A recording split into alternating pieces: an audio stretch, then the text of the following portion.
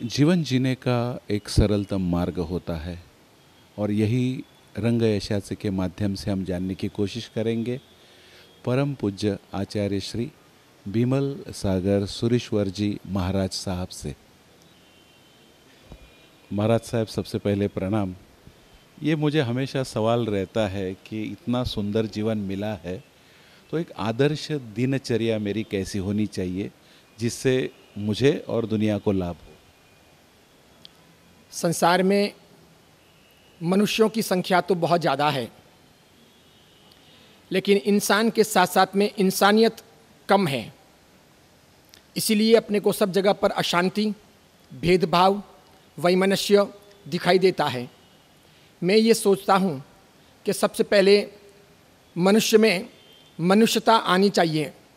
इंसान होना काफ़ी नहीं है, इंसानियत ज़रूरी है।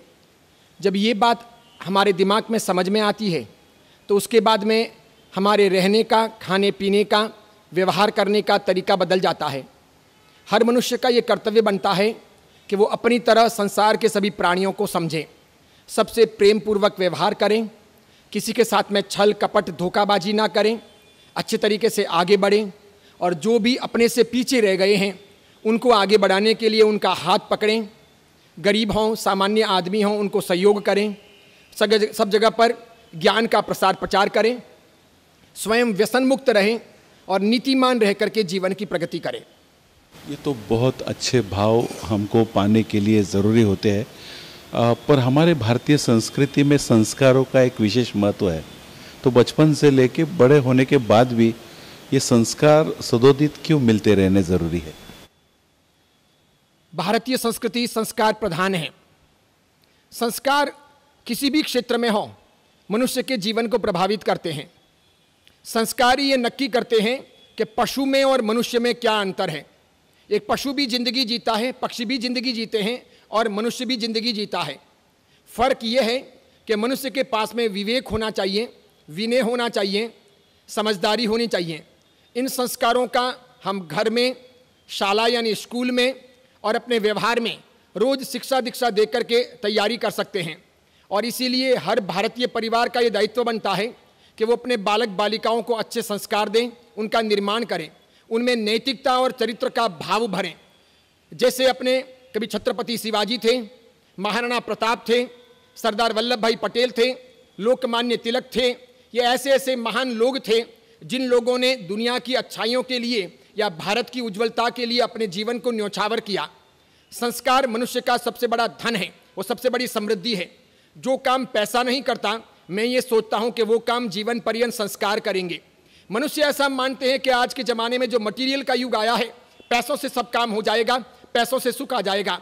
मैं ऐसा मानता हूँ कि संस्कारों के बिना सुख नहीं आएगा। संस्कार अगर होंगे तो माता पिता शांति से जिएंगे, संस्कार अगर होंगे तो अपने मन पर हमारा काबू रहेगा, संस्कार अगर होंगे तो हमारे स्वभाव अच्छे रहेंगे, संस्कार अगर होंगे तो हम ईमानदार रहेंगे और सामान्य जीवन सुखी पूर्वक, खुशी पूर्वक जीने के लिए यही तरीके हैं। हमारा तो आत्मा शुद्ध है और सत्संग, संतों का सहवास और उसके प्रति वास होना ज़रूरी है, पर हमें और एक चीज़ का लाभ हुआ है, वो है तन मन धन। और इसका सही व्यय कैसा करना है, उपयोग कैसा करना है, ये इसके बारे में हम अज्ञान बालक हैं। तो आप क्या प्रकाश डालेंगे? बोलने में इन 3 शब्दों का उपयोग अपने ऐसे करते हैं कि तन, मन और धन। समझने में इनका उपयोग ऐसे करना चाहिए कि मन, तन और फिर धन। क्योंकि संसार में जो भी अच्छे कार्य हुए हैं, महान कार्य हुए हैं, वो धन की शक्ति से नहीं, तन की शक्ति से नहीं, वो मन की शक्ति से हुए हैं। मन के हारे हार हैं, मन के जीते जीत हैं।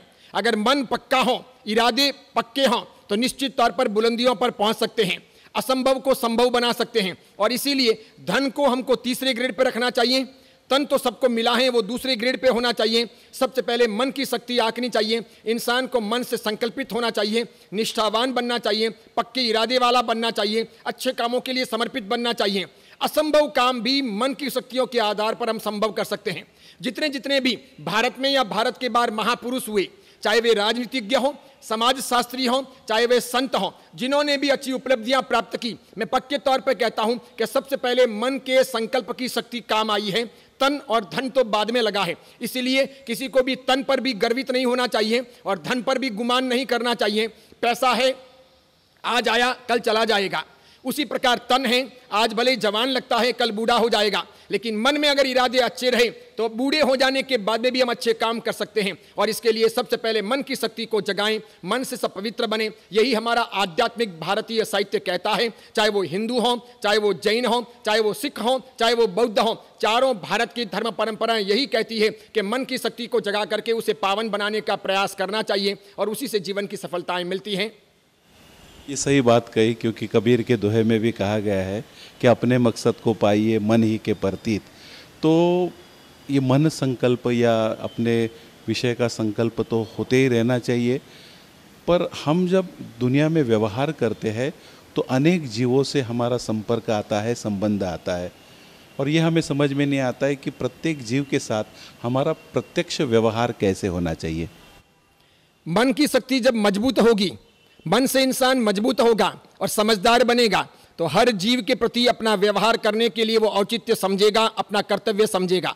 संसार है, दुनिया में अलग अलग प्रकार के, नाना प्रकार के जीव जंतु हैं। मनुष्य भी सब अलग अलग हैं, उनकी जाति अलग है, धर्म अलग हैं, संस्कार अलग हैं, व्यवहार अलग हैं, उनकी सोच अलग है, उनका ज्ञान अलग है। और इसीलिए जब कभी भी हम किसी से व्यवहार करेंगे तो अलग अलग तो सब दिखाई देगा, लेकिन अगर हम अपने इरादों में पक्के हों, मन से मजबूत हों, थोड़ा बहुत भी आध्यात्मिक भाव रखते हों, संस्कारी हों, तो हर इंसान के साथ में ठीक तरीके से हम व्यवहार कर सकेंगे। सामने वाला आदमी गलत है ये सोच करके व्यवहार नहीं करना चाहिए, मुझे उसकी गलतियों को सुधारना है या ठीक तरीके से व्यवहार करना है, इस प्रकार सबसे व्यवहार करना पड़ेगा। संसार में अकेले रह करके तो जी नहीं पाएंगे, सबके साथ में रह करके जीना है। साथ में रह करके जीने का यही तरीका है कि सबको खुश रखें, सबके साथ में हिल मिल करके आगे बढ़ें, सबका काम करें, सबको अपने उपयोग में लें, हम दूसरों के उपयोग में जाएं। थोड़ा हम भले स्वार्थी भी हों तब भी परमार्थ की भावना भी जिंदी रहें। सब जीवों को अपने अपने हिसाब से सब मिलता रहेगा तो संसार में शांति रहेगी, प्रेम रहेगा और जीने का अपना एक निराला आनंद रहेगा। ये तो बहुत ही अच्छी बातें और अच्छा मार्गदर्शन मिल रहा है। आखिर में मैं पूछना चाहूँगा कि आपने शुरुआत में ही कहा कि पूरे संसार में एक अशांति फैली हुई है, और क्योंकि सही मार्गदर्शन और सही संस्कार नहीं है जो पहले भारतवर्ष में मिलते थे, तो विश्व शांति और विश्व बंधुत्व के लिए आपके अनुभव से और आपके मार्गदर्शन से आप क्या सलाह वैयक्तिक और समूह के तौर पर, समुदाय के तौर पर देना चाहेंगे? अशांति है, युद्ध है, मारामारी है, ये सच्चाई है। ज्यों-ज्यों दिन गुजर रहे हैं हम उसके दुष्परिणाम देख रहे हैं। कहते हैं लड़कर कोई भी जीत सकता है, लेकिन शांति से जी नहीं सकता। लड़ाइयाँ इंसान की शांति का सूत्रपात कभी नहीं करती। लड़कर के इंसान अशांत ही बनेगा। इसीलिए शांति के लिए, विश्व शांति के लिए, भाईचारे के लिए सबसे पहले सबको अपने अपने धर्मों की बातों का सही अनुसरण करना चाहिए। आज हम सभी लोग अपने अपने धर्मों के अपने अपने तौर तरीकों से अर्थ करते हैं, और जितने भी धर्माचार्य हैं, धर्मगुरु हैं, उनका दायित्व बनता है कि वो समाज को शांत रखने, समाज को सही दिशा देने के लिए बिना किसी भेदभाव के आगे आएं।